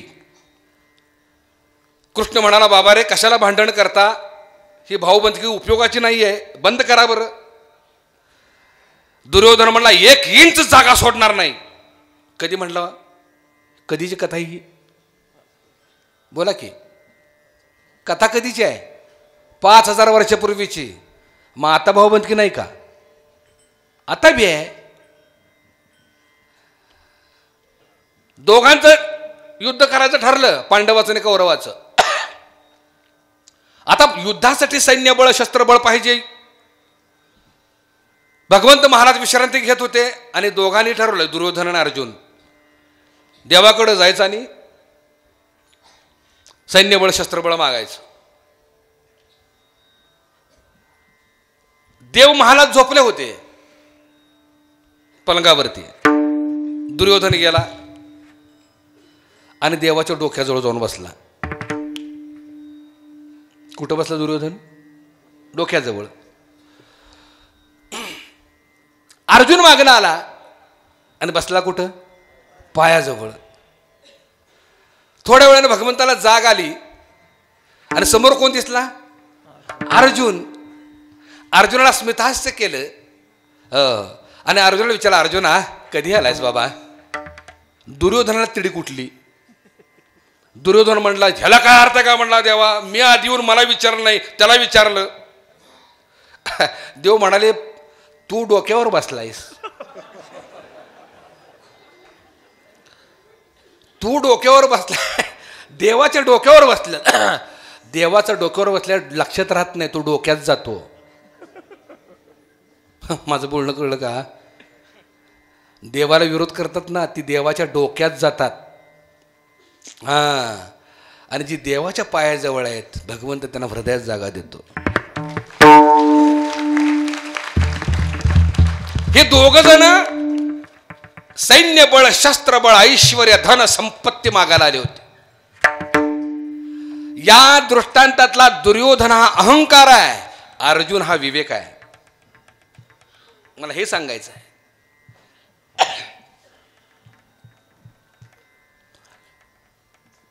अर्जुना का आलायस? बोल, काय पाहिजे तुला? असं म्हणल्याबरोबर दुर्योधन म्हटला, त्याला काय विचारतो? मला विचार. देव म्हणाले, तो मला दिसलाय पहिल्यांदा, मी त्यालाच विचारणार. काय पाहिजे अर्जुना? बोल. दुर्योधनाला तर दुरून घाम आला. आले खाले खाले खाले म्हणले, घोटाळा झाला, माती खाल्ली म्हणले मी. आता अर्जुन सगळं मागणार, देव सगळंच त्याला देणार, मला काय? मूर्खपणा केला, पायाजवळ बसलो असतो बरं झालं असतं. अहंकारी सुद्धा झोकायचं नाटक करतात. ही असली राजकारणातले दिसतात. अहंकारानं ठासून भरले असते. तेवढं आमचं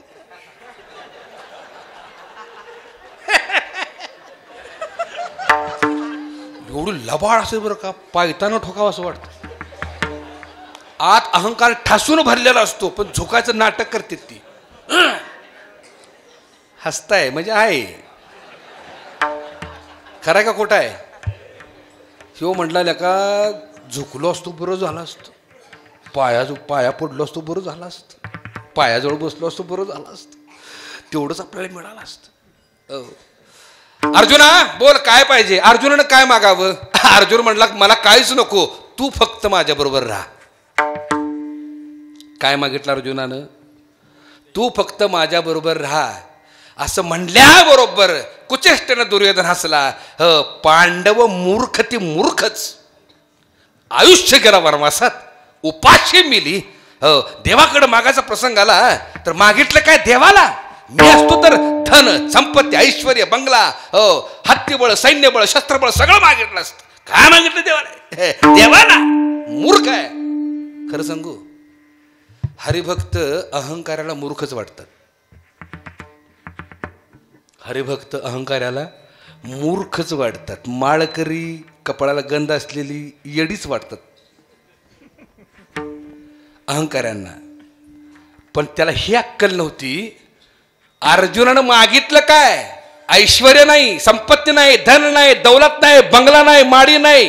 हे काय मागितलं नाही, ह्या सगळ्यांचा मालक मागितला. काय मागितला? सगळ्यांचा मालक मागितला. मालक जिथं तिथं तिथे सगळं आहे. श्रीकृष्ण राव जेथ तेथ लक्ष्मी. बरोबर आहे ना? विवेक आहे तो अर्जुन. आलं लक्षात? नोकर चाकर वगैरे काय मागितलं नाहीत त्यानं, ह्या सगळ्यांचा मालक मागितला. भूमिका समजून घ्या. आणि जो ह्या सगळ्यांचा मालक मागतो ना, तो खरा ऐश्वर्यवान आहे. भूमिका समजून घ्या. दुर्योधनानं हे सगळं नश्वर नाशिवंत मागितलं, पण अर्जुनानं मागताना त्याला मागितला. भूमिका समजून घ्या. मगाच्या दृष्टांतामध्ये त्याचं ज्ञान नको, त्याचं तो पाहिजे. तसं त्याचं ऐश्वर्य नको, धन दौलत नको, तो पाहिजे. भगवंताने सांगितलं, अर्जुना बोल, काय पाहिजे? काय नाही म्हणले, देवा तू फक्त माझा हो. त्यातून भगवंतानी तिड्यात त्याला सांगितलं, बाबा रे तू म्हणतोस तू माझा आहे, पण मी युद्ध करणार नाही, मी शस्त्र घेणार नाही. काय नाही म्हणले, देवा काय करू नकोस, माझ्या रथाचं सारथ्य तरी करशील.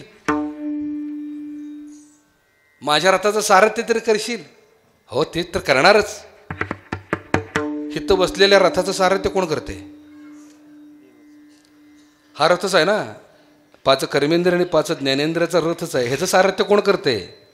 तोच करतोय ना. त्यानं जर ह्या रथातून उडी मारली तर ह्यो रथ सांदीला. माहित आहे ना. हा बघा असा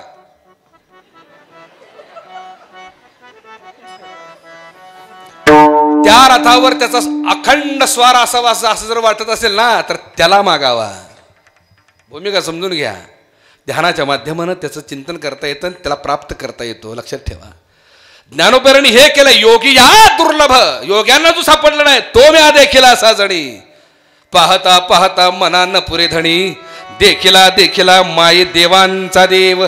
पेटला संदेहो निमाले तुझे पण 11 वाजले. श्री हरी बाबा 5 मिनिटं देता का मला? नक्की. आमच्या साथीदार बांधवांना 5 मिनिटं. हां तुमची आज्ञा असेल तर. माझं दुखणंच आहे हो. मला 1 दिवस पुरतच नाही. 1 दिवस मला पुरतच नाही. मी नेहमी विनवणी करत असतो किमान मला 3 दिवसाचा महोत्सव तरी एकट्याला द्यायला जावा. आता तुम्ही म्हणणार महाराज हे तुमचा स्वार्थ बरं दाबताय पुढं. नाही पण वस्तुस्थिती सांगू तुम्हाला वेळच पुरत नाही. असो. देखिला माये देवांचा देव. आता हा काय प्रकार आहे? देव तर आहे पण देवांचा देव कोण आहे? बघा तो जळी स्थळी काष्टी पाषाणे प्रत्येकाच्या हृदयात आहे की नाही? आहे. पण ज्ञानेश्वरीमध्ये एक ओवी आहे. सूर्य असे गगनी परी उजेड सर्व भुवनी, शून्य ठाव मज वाचून नाही पार्था. सूर्य गगनात आहे म्हणजे तो वेगळा आहे. परी उजेड सर्व भुवनी, किरण रूपानं तो पृथ्वीवर प्रत्येक ठिकाणी आहे का नाही? तसा व्यक्त आणि अव्यक्त अंतर असे. देव आणि देवांचा देव. इथं बसले सगळे देवरूपच आहेत का नाहीत? देवळातलाही देव आहे, मंदिर रूपानेही तोच आहे, इथं बसलेल्या रूपाने तोच आहे. पण देवांचा देव कोण आहे? ही जी देव आहेत, जी देव त्याच्या जीवावर उड्या मारतायत ना, तो देव वेगळा आहे.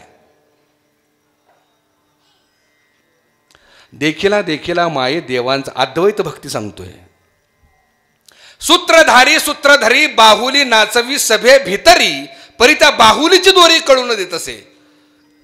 तैसा मी सूत्राते धरुणी माझी माया खेळवी जिबा लागुनी, मी वेगळा विंदानी परिसूत्र न सोडी. अर्थ कळला का? थोडक्यात सांगतो. ज्ञानोबरांची दृष्टी ही विवेकी आहे. विवेकी दृष्टी म्हणजे नेमकं काय? मगाशी सांगितलं मी, अर्जुन हा विवेकी होता पण मागताना फक्त देवाला मागितला. तसं देवांचा देव पाहण्याचं सामर्थ्य हा विवेकी ज्ञानोबरांच्याकडे आहे. थोडक्यात एक उदाहरण देतो. एकानं काय केलं, बाजारात गेला आणि काय झालं,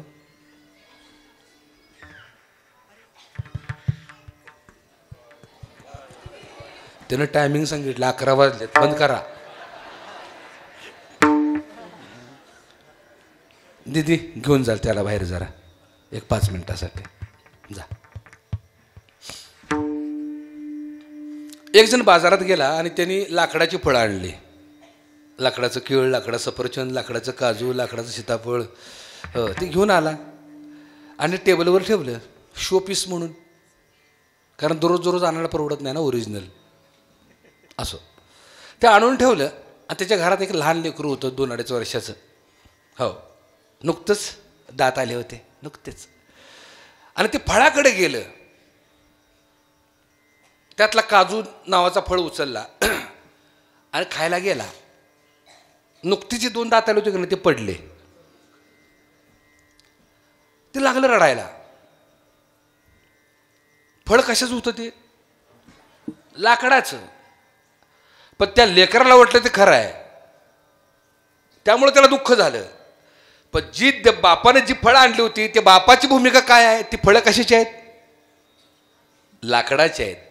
बापाला माहित आहे लाकडाची फळं आहेत पण त्या लेकराला माहित नाही. म्हणजे बाप हा विवेकी आहे. एकाच्या घरी एक जण बाजारात गेला यात्रेला आणि त्यानं साखरेची खेळणी आणली. साखरेचं उंदीर, साखरेचं मांजर, साखरेचं बेडूक, साखरेचं कुत्रं हे घरी घेऊन आलं आपल्या पोराला खेळायला होईल म्हणून आणि कपाटात ठेवून दिलं. आठवड्याभरात ह्याच्या घरी वारकरी आले. वारकरी आल्याबरोबर ह्या आनंद झाला. यानं बसायला कोचवर जागा दिली, बसा म्हणले. आणि कारभारणीला हाक मारले, कारभारणे वारकरी आलेत आपल्या घरी, चहा ठेव बरं. 2-3 मिनिटांना आतनं हळूच आवाज आला, कारभारी साखर संपली. हो तिथनंच म्हटलं, कशाला काळजी करतीस, परवा मी कुत्रा आणले ते टाक. आत आवाज आला, कालच बंड्यानं कुत्रं खाल्लं. वारकरी म्हटले, का कुत्रं खाणाऱ्याच्या घरी आलो का काय आपण.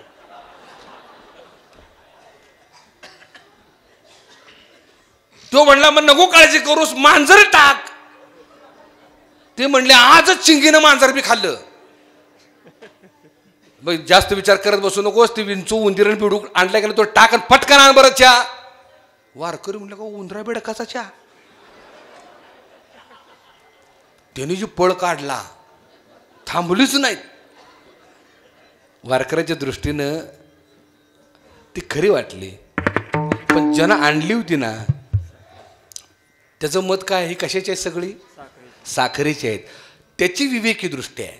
हे सगळे प्राणी साखरेचे आहेत, ही विवेकी दृष्टी आहे. भूमिका समजून घ्या. आणि वारकऱ्यांच्या दृष्टीने ते सगळे प्राणी द्वैत रूपाने दिसले, भेद रूपाने दिसले. शेवटचा दृष्टांत देतो आणि सेवेला पूर्ण विराम देतो.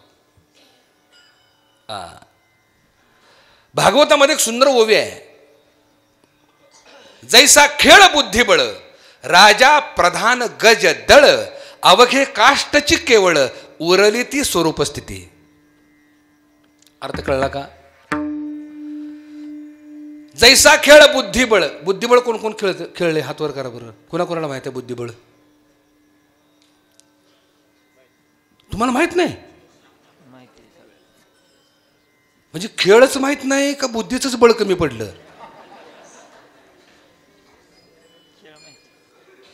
सांगतो बुद्धिबळ कसं असते बघा. 8 64 घरं असतात, काळे पांढरे मिळून, बरोबर आहे. हो, आणि अलीकडं प्यादे असतं, म्हणजे ती सगळे असतात. जैसा खेळ बुद्धिबळ, राजा प्रधान गजदळ, नाही का. राजा असतो, वजीर असतो, हत्ती असतो, उंट असतो, घोडा असतो. हे सगळी मागच्या लाईनला असतात आणि पुढच्या लाईनला प्यादे असतात, बरोबर आहे ना. हो, हत्तीची चाल कशी कशी सरळ, उंटाची चाल तिरकी, घोड्याची चाल 2.5 घरं, वजीर कसाबी घोड्याची चाल सोडून, नाही का. ह्यात खेळातल्या चाली ह्या तुमच्या आमच्या चाली आहेत. आपण लय चालीच आहे. आणि बुद्धिबळाचा खेळ जास्त चालतो कुठं माहिती आहे का, राजकारणात. कुट्टा अडवायचा, कशी जिरवायची, कसा पाणी पाजायचा. हो, आणि खरं सांगा बुद्धिबळाच्या खेळामध्ये राजा कधी मरतो का. राजा कधीच मरत नाही. चेकमेट होतो पण मरत नाही. मरतो कोण माहित आहे का. राजावर मारायचा प्रसंग आला की प्याद्याला पुढं. प्याद्यानं कळलं का.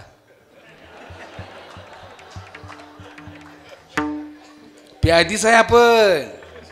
17 उचला, ताटवाडा, जाडलोट करा. हो, इथपर्यंतच, तिथनं पुढं एंट्री नाही. आणि राजावर मारायचा प्रसंग आला की प्याद्याला पुढं बस बोंबलत. अर्थ कळला का. असो, तो भाग आपला नाही. जैसा खेळ बुद्धिबळ, राजा प्रधान गज दळ, अवघे काष्टची केवळ. एवढ्या अटीतटीची लढाई असते ती बुद्धिबळाची. एवढी अटीतटीची असते बरं का. कुठं सापडतोय, कुठं सापडतोय, कसा त्याला चेकमेट करतोय, कसा अडवतोय, कसा मारतोय. 3 तास. 3 तासाचा खेळ झाला की दोन्हीकडच्या सोंगट्या एका डब्यात, बरोबर आहे की नाही. दोन्हीकडच्या सोंगट्या एका डब्यात जैसा खेळ बुद्धिबळ राजा प्रधान गजदळ अवघे काष्ट चिकव. तसं हा जो पसारा आहे ना, प्रपंचाचा संसाराचा पसारा जो आहे तो व्यवहारासाठी आहे, तो कार्यभागासाठी आहे. विविध रूप अनंत रूपे अनंत वेशे देखील आम्ही त्याशी अनंत रूपात अनंत वेशात मी त्याला पाहिला, पण त्याचं शेवटचं मूळ रूप जे आहे तो एकच आहे. ही सगळी जाणार आहेत कुठं? एका डब्यात. हे सगळी एकच परमात्म स्वरूप होणार आहेत. ही विवेकी दृष्टी आहे ज्ञानोबरायांची. देखिला देखिला माये देवांचा देव फिटला संदेह निमाले. हो, संशय मावळला. अद्वैत भाव डोळ्यासमोर उठून वाटचाल केली की संशय मावळतो. अनंत रूपी अनंत वेशी देखिला मी त्यासी बाप रखुमा देवीवरू खुण बाणली कैसी. देखिला देखिला माये देवांचा देव विटला संदेह निमाले. दुजे पण विडोबा रखुमाई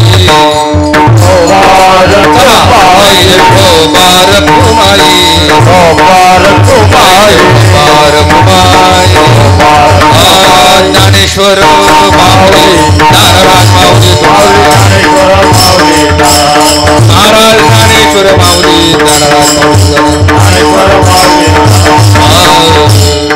हार्मोनियम द्या, हार्मोनियम द्या, तानपूर द्या.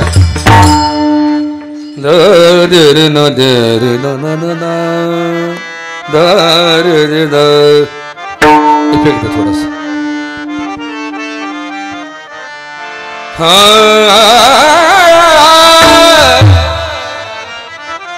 विठ्ठला मायवा पांडुरंगा रे.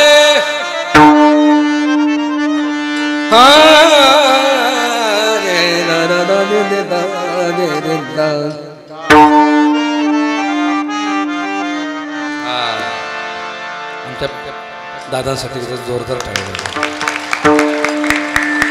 आणि या बाबासाठी सुद्धा जोरदार टाळी वाजवा.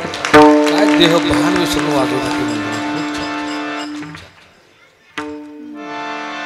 अनंत रूपे अनंत वेशे देखिला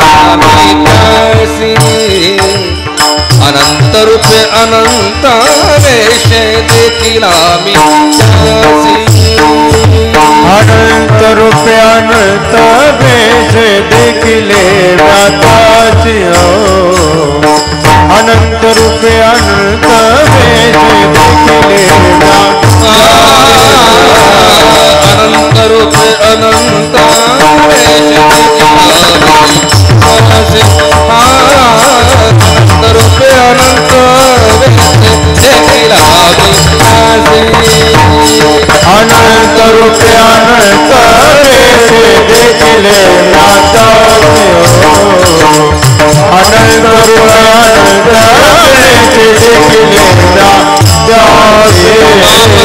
देवीवर खुणा बाणले कैसे. बाप रखुमा देवीवर खुण बाणले कैसे. बाप रखुमा देवीवर खुण बाणले कैसे. देखिला देखिला माय देवांचा देखिला देखिला माय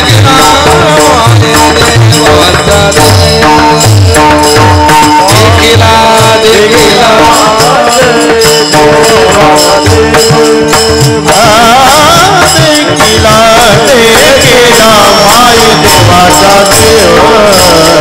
विठ्ठला संजय होती माले तुझे पण तुझे पण तुझे पण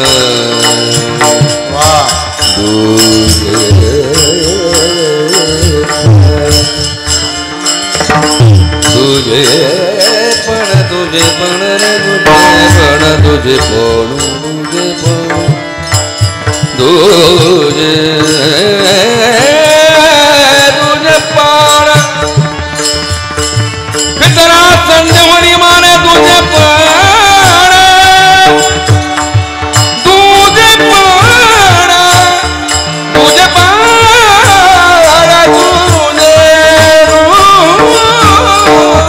तुझे पण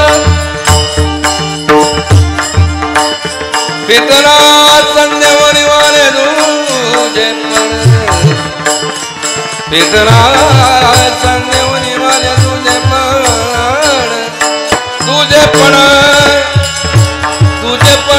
तुझेपण तुझेपण तुझेपण विठ्ठला सत्य होनी मारे तुझेपण तुझेपण तुझेपण विठ्ठला सत्य होनी मारे तुझेपण विठ्ठला सत्य होनी मारे तुझेपण विठ्ठला संध्या होनी मारे तुझे पण देखिला देखिला माझे देवा देखिला देखिला माझे देवाचा कुंभवना तुमचे केले धर्मकीर्तन सिद्धी सनेले तीर्थ माझे उरले पायिक पण करविली तैसे केली कटकट वाकुडी कानी दीप जाणे झालेली सेवा परब्रह्म दत्तगुरूंच्या चरणी अर्पण करतो. या अधिष्ठानचे प्रमुख माझे परममित्र श्रीहरी बाबांच्या चरणी अर्पण करतो. सर्व साथीदार बांधवांच्या चरणी अर्पण करतो. सद्गुरू जनार्दन महाराज वसंत गोडकर माझे सद्गुरू यांच्या चरणी अर्पण करतो. या ठिकाणी सेवेला पूर्ण विराम देतो. विठ्ठल जय जय.